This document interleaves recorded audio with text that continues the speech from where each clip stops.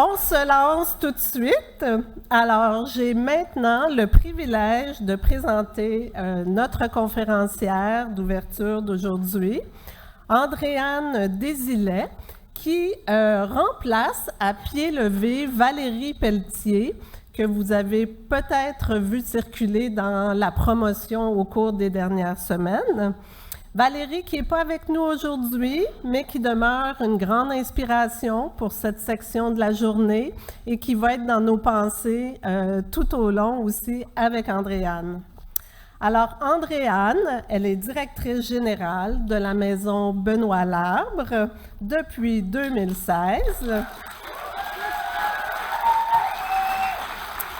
Elle est impliquée dans le milieu communautaire depuis 25 ans! Et donc 14 ans comme travailleuse de rue. Elle est éducatrice spécialisée et a aussi un certificat en toxicomanie. La maison Benoît Labre, je pense que beaucoup d'entre vous êtes au courant, est maintenant propriétaire depuis 1 mois d'une nouvelle bâtisse et offre ses activités dans un décor incroyablement lumineux et accueillant. Je vais lui laisser...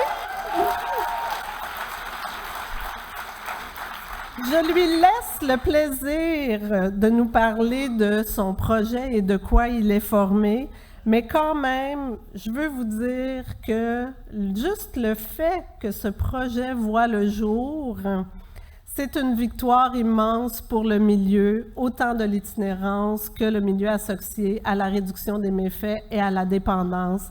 Donc, bravo, voici la formidable Andréane.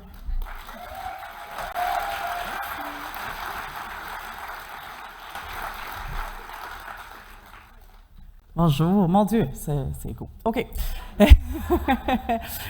Bonjour à tous, merci d'être ici. Je suis vraiment contente d'être ici avec vous ce matin. Écoutez, il y a tellement de choses à dire. Présentement, on est, comme Sandia vient de dire, dans les premières semaines de rodage de ce projet qu'on va vous présenter. Valérie qui devait rester à l'organisme pour aider nos intervenants et soutenir toute l'équipe ce matin pour justement roder tout ça, cette machine-là, qu'on a travaillé si fort pour mettre en place. Certains d'entre vous ont entendu parler de tous les enjeux qui en viennent. Je vais commencer par présenter le projet, ce qu'il en est et comment on est arrivé à ce point. Et un peu par la suite aussi, nos enjeux et comment on essaie de les travailler d'ailleurs. Donc, le projet initial était vraiment juste de déménager l'organisme. On est parti de ça, de locaux complètement inadéquats. Je pense qu'il y a plusieurs personnes qui vivent ça. Et de trouver une façon, finalement, de mieux répondre à des besoins qui étaient grandissants. Nous, on est dans le sud-ouest, donc quand même des besoins grandissants, mais aussi très variés et très complexes. À travers les années, quand on a cherché, parce que, comme vous avez probablement entendu parler, on est voisins d'une école primaire. Et, écoutez, c'est ça. On a cherché pendant, je vous dirais, presque 2 ans avant de mettre la main sur, on a fait, je pense, 5 offres d'achat, peut-être 6, sur différents locaux. Et chacun de ces locaux-là, je dois quand même le mentionner, il y avait une école à côté. OK? On est à Montréal, hein, il y a de la densité, c'est ça la vie. Puis à côté où, là je dis une école, mais c'est un CPE, un CHSLD, peu importe là. Donc, ça a été quand même très complexe de trouver un espace pour être en mesure d'accueillir finalement ce projet-là. Une fois qu'on a réussi et qu'on devait être au cœur du Sud-Ouest, hein, pour ceux qui ne sont pas de Montréal, le Sud-Ouest, ça comporte quand même beaucoup de quartiers. On parle de Saint-Henri, de la Petite-Bourgogne, de Pointe-Saint-Charles, de Ville-et-Mort, de Verdun, tout ça. Donc là, on devait essayer de se trouver le plus central possible, le plus accessible possible. On a donc mis la main sur ce terrain. Et à partir de ce moment-là, on a communiqué avec nos voisins avant même de faire une offre d'achat. communiquer avec nos voisins, aller voir l'école primaire, rencontrer le directeur. Bon. Et toutes ces possibilités-là avaient été travaillées, là. Fast forward, hein, parce que c'est un projet Axélogie, fait que c'était pas le lendemain que ça a commencé à voir le jour. On parle de quelques années plus tard. On commence à construire, il y a des enjeux de construction, il y a des enjeux de financement. Hein, je pense que tout le monde le vit. Et bon, on construisait ces 36 logements, en fait. Donc, 36 logements studios pour les personnes issues qui vivent finalement des difficultés à se loger de façon adéquate, mais qui ne fitent pas nécessairement dans les autres programmes actuellement pour mille et une raisons. Des fois, c'est la conso, des fois, c'est pas la conso, des fois, c'est des enjeux de santé mentale, des fois, c'est la complexité de leur dossier, là, il y a la paperasse pour s'y rendre, juste ça, des fois, c'est quand même un frein important. Et bon, on a cheminé à travers ça, on voit le jour, les personnes commencent à rentrer dans leur logement et bon, et là, ce qu'on voit, c'est une espèce d'opposition, en fait. Dès qu'on a commencé à, je pourrais dire, mettre de l'avant le projet, il y a eu quand même une forte opposition. Cette opposition-là est venue avec des rencontres citoyennes de 400 personnes qui, je dirais, avaient un ton relativement agressif, qui avaient très peur. Puis, on a travaillé avec tout ça pour faire en sorte aussi qu'on revienne à la base. Cette situation-là et l'organisme et tout ce qui en découle de ces services-là, ça n'a rien à voir avec ces craintes-là. Ça a tout à voir avec des enjeux sociaux qu'on vit tous actuellement. Et c'était là l'important de ramener, parce que ce n'est pas les organismes, bien sûr, qui amènent les enjeux de cohabitation, bien sûr. Ceci dit, comme on a vu dans les journaux, là, c'était le CHSLD, hein, le crack au CHSLD, comme si c'était, c'est la faute finalement du crack ou du dealer qui s'est installé avant, et non nécessairement des enjeux qui sont grandissants actuellement, là, et que, bon, on doit réfléchir peut-être autrement. Ce projet-là était ça. Était une façon, puis là, je vais le dire pour toutes les inters qui sont ici, mais on a envie de la frustration en gang. Pour vrai, on a envie de la frustration quotidiennement, de choses qui ne marchent pas, de gens qui ne fitent nulle part. Fait que ce projet-là avait été réfléchi comme ça, pour réussir en quelque part où quelqu'un pouvait juste exister sans avoir une liste d'épicerie de demandes à lui faire. Et bon, le projet voit le jour, les citoyens, ça leur fait peur. Ça leur fait peur parce que ce qu'ils entendent, c'est les gens vont être complètement désorganisés, ils vont venir voler des choses. On a fait des amalgames, finalement, avec des comportements, mais des comportements qui existent dans notre société, là, de façon large, qui n'ont rien à voir avec l'implantation de l'organisme.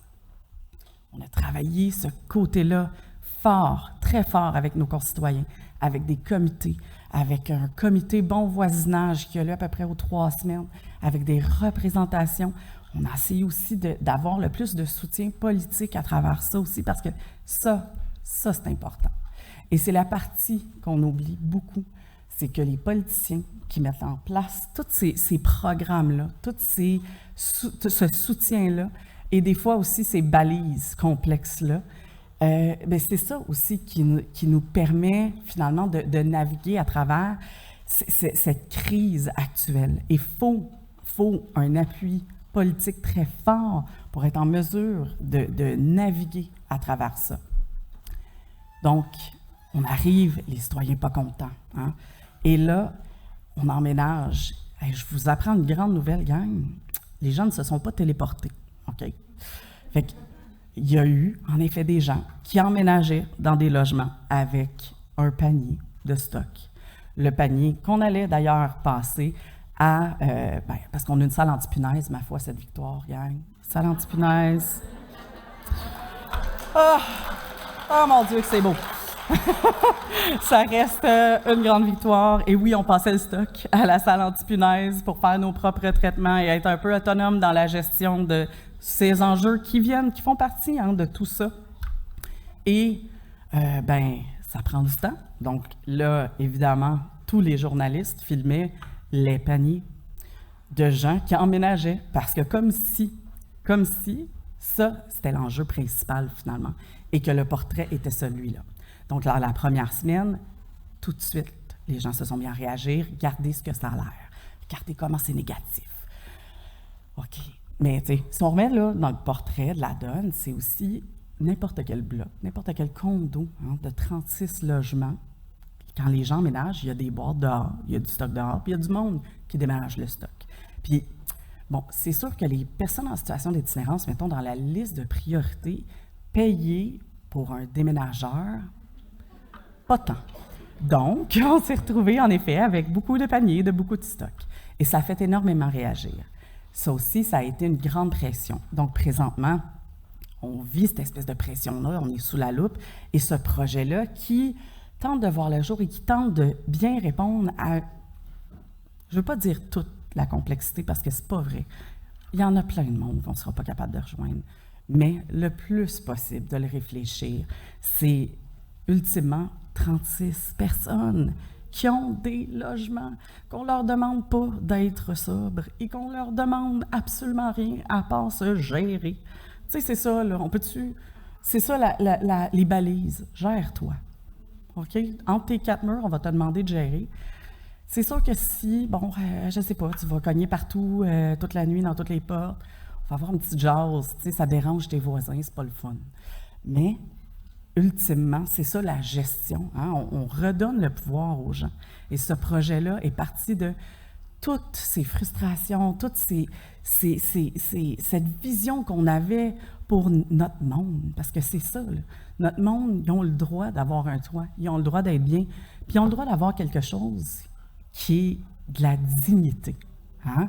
Ça, c'est notre base, la dignité. Et quand on l'a construit, c'était ça notre mot d'ordre. Les gens arrivent dans leur logement depuis quelques semaines. C'est fabuleux. C'est, je veux dire, tranquille pour ce qu'on s'attendait. Je pense que, tu sais, on va être réaliste. Tranquille pour ce qu'on s'attendait. Il y a des défis, mais il y a aussi énormément de soutien. Et ça a été le plus gros de tout ça. C'est le soutien des intervenants, le soutien de notre communauté, parce que ce qu'on entend aussi, c'est les gens moins contents. Mais on en a, hein, on en a des voisins qui viennent faire du bénévolat, qui viennent nous porter du stock, qui viennent, et ça, on ne les voit pas. Mais il y en a. Benoît Larbe, là, il y a presque 500 bénévoles par année qui rentrent. C'est énorme. Puis ça, c'est des gens qui croient en nous, qui croient en vous, qui croient en ce qu'on fait et qui croient à la dignité humaine. Ça, c'est fabuleux. Oui, je vais les mains. Je pense que ça vaut, oui, tout à fait. Et bon, avec tout ça, il y a eu, bien sûr, comme, pour bien répondre à tous ces besoins-là, on a ajouté des choses, s'assurer qu'on réponde. Il y a le SCS qui a vu le jour il y a maintenant 2 semaines, hein, notre premier, on commence à se roder SCS qui permet l'inhalation et l'injection à Montréal. 2 bouts, c'est super, ça se passe très bien. Et bon, on vit, finalement, c'est ça le milieu de vie, hein? C'est, tu veux une douche, c'est correct, tu n'as pas de questionnaire à répondre. Tu veux un logement, tu veux te mettre en ligne, parce que là, on va se dire, il y a une petite ligne d'attente. Mais, tu sais, tu veux un logement, parfait. On va essayer d'arrimer pour en faire en sorte que tu puisses t'y rendre. On va la travailler, ta paperasse qui n'a plus de bon sens depuis 25 ans. C'est ça qu'on fait. C'est ça qu'on fait pour offrir de la dignité, finalement. On ne laisse pas les personnes seules à elles-mêmes. On offre ce qui est possible d'offrir. Ça inclut des projets d'employabilité. Ça inclut des projets de type tapage. Je fais à tapage, gang de tapage.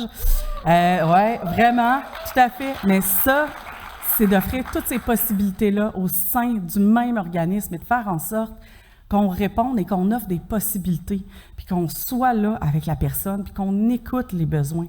Le SCS, c'était ça. C'était d'écouter, parce qu'à la base, c'était quand même une bibliothèque.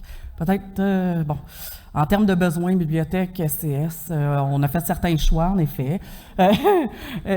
Donc, maintenant, on est là, puis je vous invite tous et tous à venir visiter si vous n'avez pas eu la chance. Venez visiter, venez voir comment c'est beau, justement, c'est lumineux, parce que ça aussi, c'est de la dignité. Ça va faire les sous-sols d'église, ça ne marche pas, là. Faut offrir mieux, faut être en mesure d'offrir quelque chose qui permet aussi aux personnes non-binaires, aux personnes issues de la communauté. Tu sais, tout ça, là, on arrête de se mettre des embûches et des balises. On s'en met des fois, souvent même, nous autres mêmes. Présentement, nous, ce qu'on travaille, c'est comment on peut le faire. C'est ça la donne. Puis ce que je vous invite à réfléchir toute la journée, c'est ça. C'est comment on peut y arriver. Je pense que ce projet-là, c'est le comment on a pu y penser ou réfléchir à tous ces angles-là pour y arriver. On est là depuis 1 mois, puis comme je vous dis, comme qu'avec nous, ça va nous faire plaisir. On est dans le partage d'expertise, on apprend aussi, on en prend beaucoup de l'expertise de vous. Fait qu'on va faire des échanges, mais j'ai vraiment hâte de voir une fois le projet un petit peu plus, moins c'est chapeau de roue, moins en début, qui va voir le jour, puis qui va peut-être défaire certaines de ces portes qui sont fermées depuis longtemps. Bonne journée!